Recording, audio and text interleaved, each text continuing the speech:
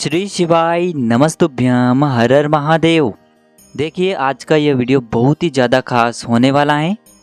देखिए हम सभी को पता है कि कल दिनांक 18 सितंबर को सोमवार के दिन हरतालिका तीज की बहुत ही पवित्र तिथि है।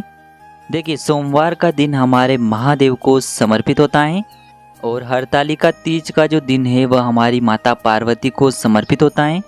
देखिए दोस्तों कल सर्वार्थ सिद्धि योग का निर्माण भी हो रहा है और इस दिन आपको बहुत ही प्यारे से उपाय करना है। देखिए यदि आपको लगता है कि आपके जीवन में बहुत ही अधिक संकट हैं और वह जो संकट हैं समाप्त होने का नाम ही नहीं ले रहे हैं, यानी कि जीवन में एक समस्या समाप्त होती है और दूसरी समस्या चली आती है, जीवन में आर्थिक संकट बहुत अधिक उत्पन्न हो रहे हैं, व्यापार अच्छे से नहीं चल पा रहा है, व्यापार में लगातार हानि हो रही है, विवाह के जो संयोग हैं वह बनते बनते बिगड़ जाते हैं, नौकरी के लिए बहुत से प्रयास कर लिए हैं लेकिन अभी तक नौकरी प्राप्त नहीं हो पाई है, घर में बहुत अधिक गृह कलेश बना रहता है, कोई भी व्यक्ति एक दूसरे से अच्छे से बात नहीं करता है, तो आपको सोमवार की इस हरतालिका तीज के बहुत ही चमत्कारी उपाय करने हैं। देखिए दोस्तों पूज्य गुरु जी की कथा को सुन करके और समझ करके ही आपको समझाने का पूरा प्रयास करूँगा। लेकिन दोस्तों वीडियो में आगे बढ़ने से पहले वीडियो को लाइक करें और यदि आप भगवान शिव के अनंत भक्त हैं तो हमारे चैनल को सब्सक्राइब करके कमेंट में श्री शिवाय नमस्तुभ्यम जरूर लिखें। देखिए पहला जो उपाय है विशेषकर माता अशोक सुंदरी का होने वाला है।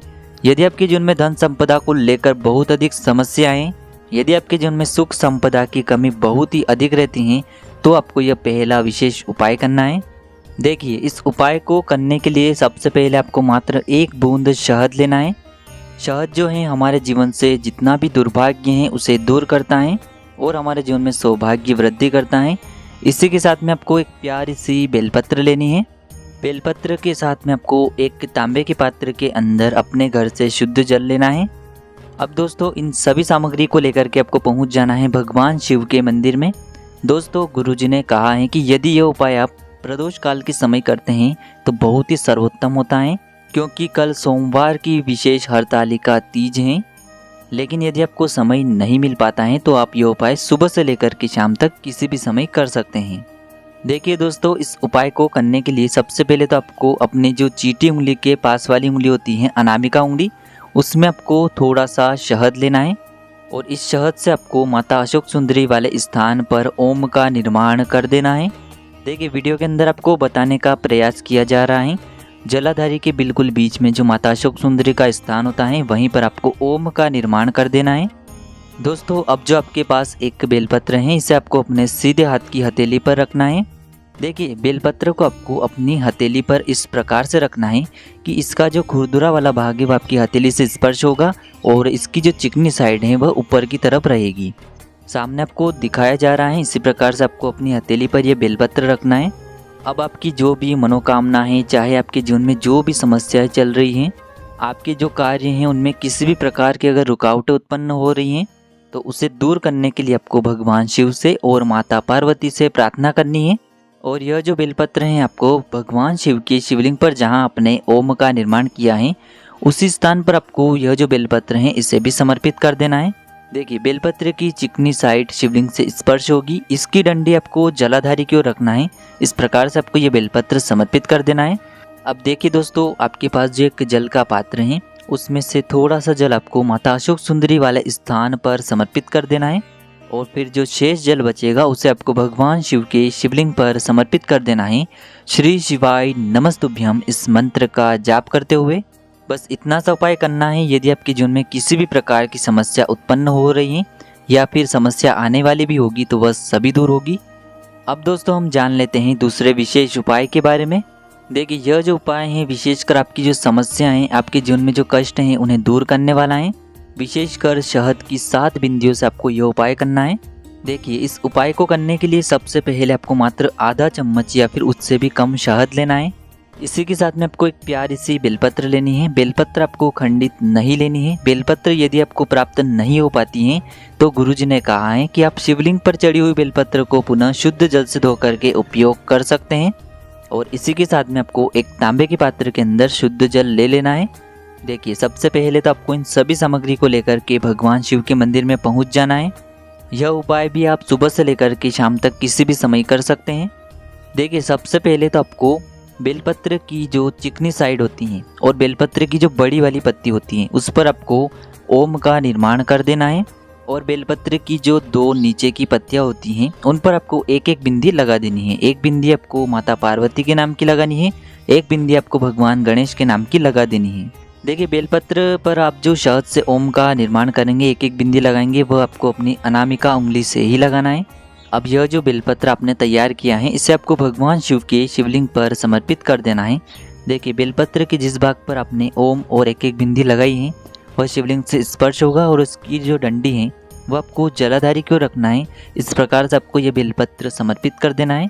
अब देखिए दोस्तों, आपके जीवन में जो भी समस्या हैं, चाहे आपकी नौकरी में अड़चनें आ रही हैं, व्यापार में समस्या उत्पन्न हो रही हैं, धन को लेकर घर में बहुत ही अधिक आर्थिक समस्याएं, तो उन समस्याओं का स्मरण करते हुए आपको शिवलिंग पर 7 बिंदियों का निर्माण करना है शहद से। देखिए यह जो बिंदियां हैं आपको माता अशोक सुंदरी वाले स्थान से प्रारंभ करनी है और जलाधारी के अंतिम कोने पर आपको इन बिंदियों का अंत करना है। यानी कि पहली बिंदी आपको माता अशोक सुंदरी वाले स्थान पर लगानी है और 7वीं और अंतिम जो बिंदी होगी वो आपको जलाधारी के अंतिम कोने पर लगा देनी है। देखिए गुरुजी ने कहा है कि यह बिंदी आपको उतरते हुए लगानी है। उतरते हुए इसीलिए लगानी है ताकि आपके जीवन की जो समस्याएं हैं वह आपके जीवन से समाप्त होनी चाहिए, उतरनी चाहिए। तो इस प्रकार से आपको शिवलिंग पर 7 बिंदियों का निर्माण कर देना है और अंत में जो एक लोटा जल आपके पास है उसे भी आपको भगवान शिव के शिवलिंग पर समर्पित कर देना है। श्री शिवाय नमस्तुभ्यम इस मंत्र का जाप करते हुए। दोस्तों अब हम बात कर लेते हैं तीसरे विशेष उपाय के बारे में।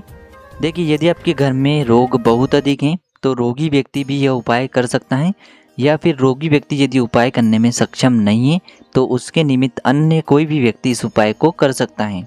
देखिए दोस्तों, इस उपाय को करने के लिए सबसे पहले आपको मात्र 1 बूंद शहद लेना है। इसी के साथ में आपको एक तांबे के पात्र के अंदर अपने घर से शुद्ध जल लेना है। अब इन सभी सामग्रियों को लेकर के आपको पहुंच जाना है भगवान शिव के मंदिर में। देखिए इस उपाय को करने के लिए सबसे पहले आपको मात्र अनामिका उंगली में थोड़ा सा शहद लेना है और इसी शहद से आपको माता अशोक सुंदरी वाले स्थान पर ओम का निर्माण कर देना है। देखिए दोस्तों, ओम का निर्माण करने के बाद आपके पास जो एक तांबे के पात्र के अंदर शुद्ध जल है इसे आपको भगवान शिव के शिवलिंग पर समर्पित कर देना है। श्री शिवाय नमस्तुभ्यम इस मंत्र का जाप करते हुए। देखिए जल समर्पित करते हुए आपको कुंदकेश्वर महादेव का स्मरण करना है। कुंदकेश्वर महादेव हमारे जीवन से जो रोग हैं उन्हें दूर करने का कार्य करते हैं।